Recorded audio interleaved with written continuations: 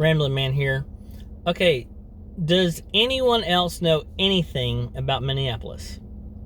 The reason I ask is I don't really know many people or anyone from Minneapolis. I'm from Texas, so I've had no reason to ever go there. And now I have even less reason to go there. So ever since George Floyd died, right? So it's been protest after protest after protest. Then after Derek Chauvin was convicted, still there's protests.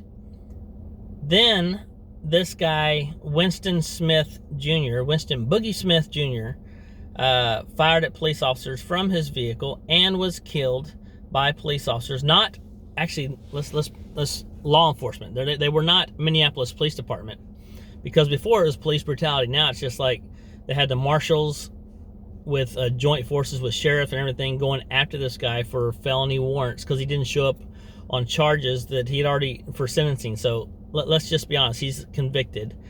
He did not show up, and he was shot and killed once he fired at police officers, okay?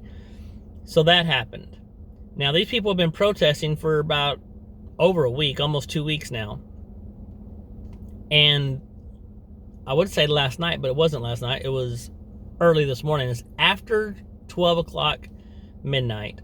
That's what they said. So I don't know if it's like 12:30, 1 o'clock, but a driver drove into the crowd of protesters, killing one woman and injuring another person. Now, here's the problem. People would be like, oh, it's a hate crime. No, that wasn't the issue. The issue is there's no motive. They believe this person was either intoxicated or on drugs, so drug or alcohol related. Now, if you're protesting something, wouldn't it make sense that you'd protest when people would see it? So that they can be like, hey, what's that about? Oh, it's because of this and that. Now, these fools are protesting after midnight. If people are protesting downtown here, where I'm at, and it's after midnight, I'm going to bed. I mean, let's be honest. I would have been in bed like, 10 o'clock, and they're like, okay, whatever they're going to do down there. I'm going to bed. So for people to be out there protesting after midnight, you're not looking for anything other than getting in trouble, right? So the fact that you're out there, let's think about when most things happen. Yeah, you have these daily ones that happen sometimes where people get killed by people with DUI and stuff like that, right? But most of the time, it's late after people leave the bar. They've been out having a good time, as they call it, whatever. So this guy drives in there, kills a woman, and is it really worth dying over to be protesting where no one's going to see you? Except for those people, those rare few people that are out late at night. And I can't imagine Minneapolis being a city that never sleeps, because, I mean, what are you going to do in Minneapolis? I really don't know anything about there. But you never hear about Minneapolis like, oh, where are you going to go on vacation? Ooh, Minneapolis. I don't really hear that. So I'm just saying, if you're going to protest, be smart about it. This is stupidity at its finest. I just think there have been more deaths. Let's think about this real quick.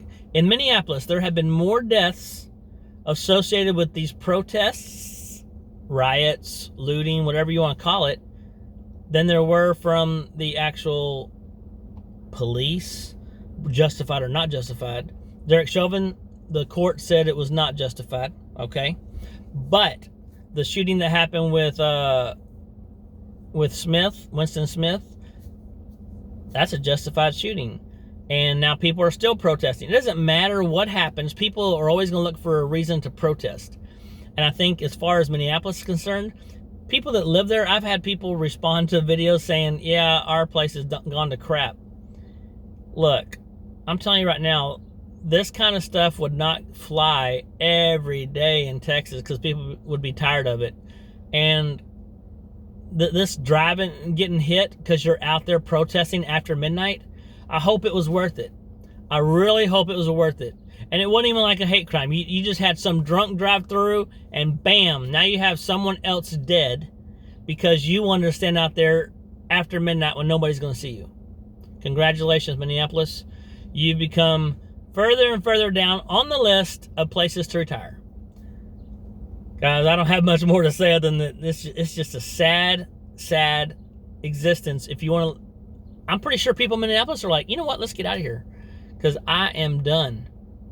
Just leave it to the dogs. That's what it is. It's terrible.